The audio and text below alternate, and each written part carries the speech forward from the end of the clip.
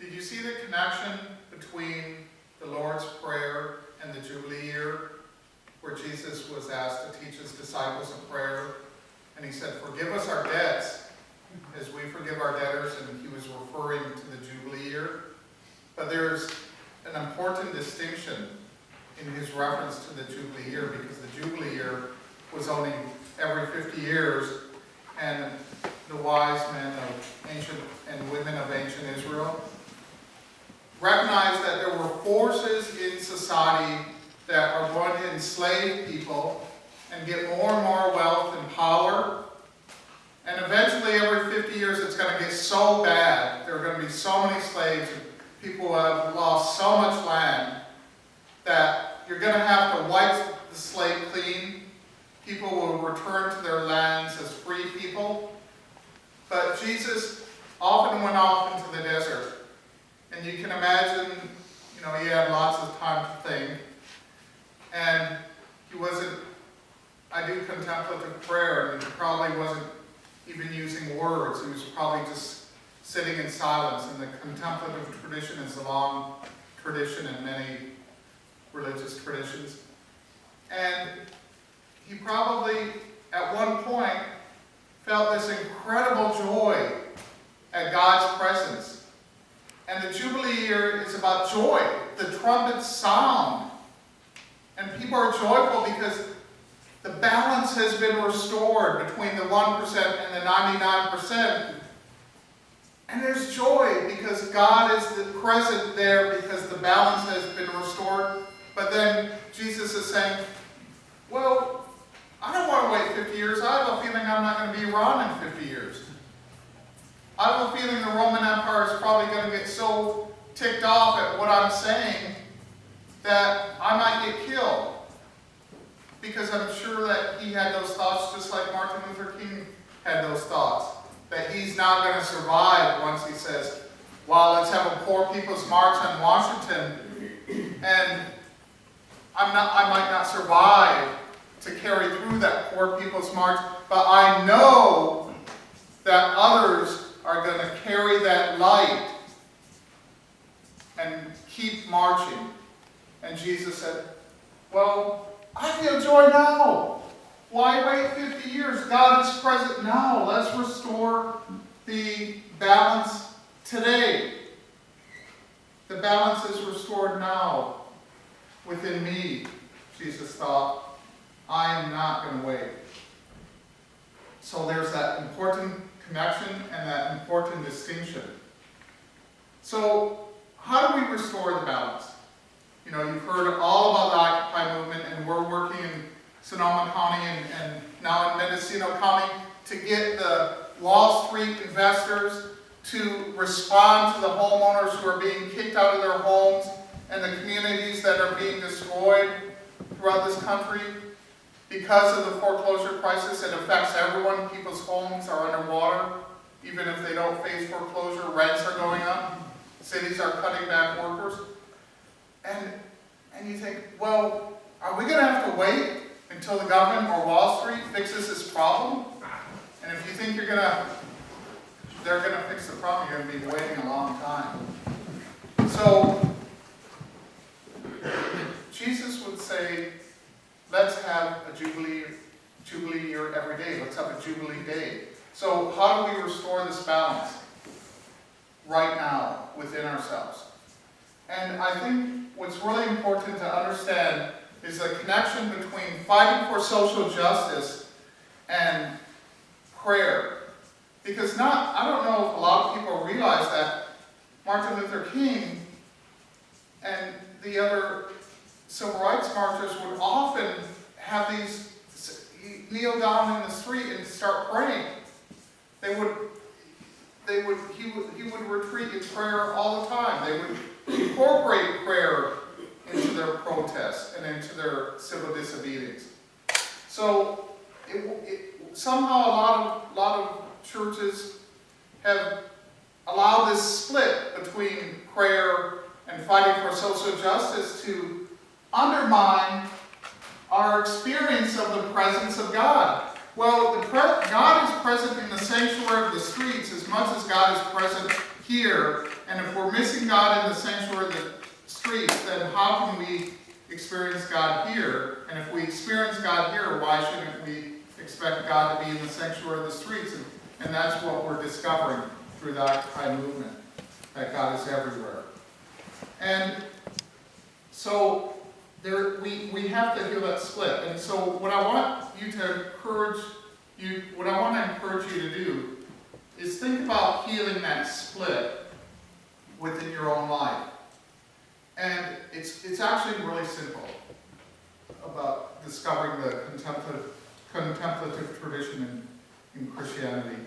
Is that all it means is it means once in a while, just stop everything you're doing. You know, like the 7th year or the 50th year where they would just stop. They wouldn't pick the grapes or do anything to the land. It's just stopping. Take, 15, 20 minutes every day and just do nothing. Don't worry about thinking any great thoughts. And learn about centering prayer. Learn about the contemplative tradition. Because if we don't know how to stop, we're just going to be spinning our wheels. I've learned that. I've been involved in 3 social movements. The sanctuary movement in the 80s, and the Darfur movement, and now in the Occupy movement. And I see activists get burned out all the time. And I see people in everyday life get burned out. You don't have to make God's presence happen. God is always present. It's just becoming aware of it. And sometimes stopping makes us realize, oh, we don't have to do anything. We don't have to have any great thought to know that God is present. God is present. And what stopping does is it allows you to let go of that constant push to, that human push to do and do and do, and to try to progress forward, and to realize that, wow, that love is available everywhere, in everything I do, and in everything I am, and I don't have to do anything to get it. And let me give you an example of how that split between activism and contemplative tradition can be healed. My dad is suffering from the last stages of Alzheimer's. And one time I was peeling an orange for my son, and I really got into peeling the orange for some reason, and the scent and the touch and the flavor. And then I gave the orange to my son. And then later on in the day, I called my dad, and he fades out. I never know if he's really going to be there. And I was trying to figure out some way to connect with him, because I missed my father. He was disappearing. And so I said, Dad, can I tell you the story of peeling the orange? And he said, yes. And he probably didn't think much about it. And then I told him that story. And then afterwards he said, and then there was a silence. And I thought, oh, he faded out. But then he goes, that was beautiful. And I said, I love you, Dad. And he says, I love you too. And we made that connection. And so it can happen in anything you do in life. You don't have to, it doesn't just happen here on Sunday or in a protest march. And right now, what we're seeing across the country is we're seeing, he's disappearing. But we're seeing people disappear. You've heard of the disappeared. I work a lot in Central America where, people would find a white handprint on the door, and they knew they had to get out of the country, and we would help them get across the border and find sanctuary in the United States or elsewhere. They were disappeared, and they were disappeared in other countries. People are being disappeared right now in our communities, and they're called homeowners.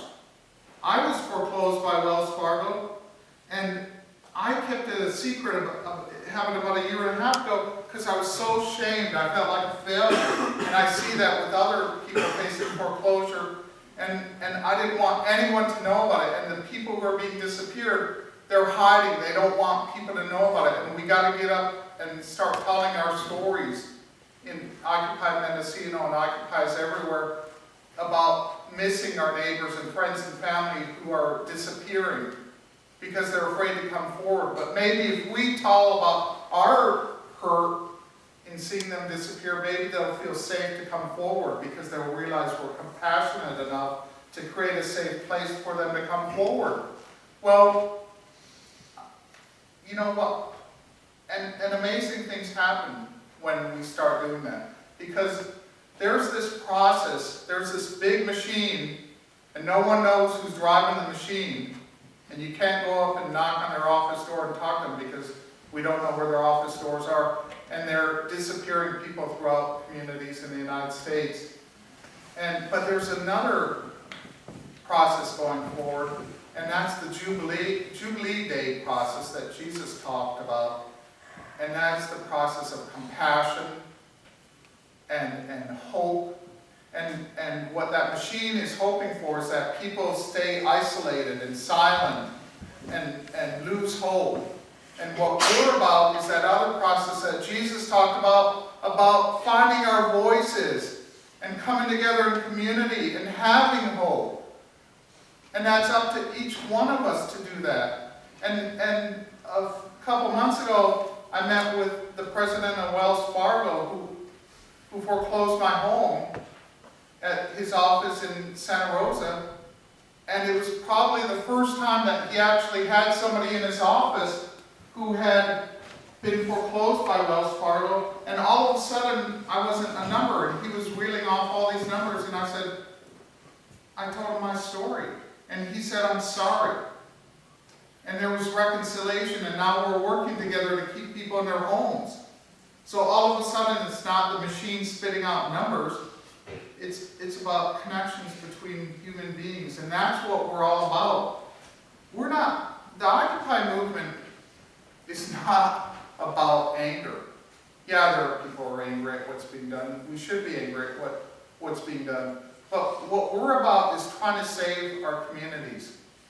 And King talked a lot about the beloved community. And the beloved community doesn't happen by accident. We got to make it happen.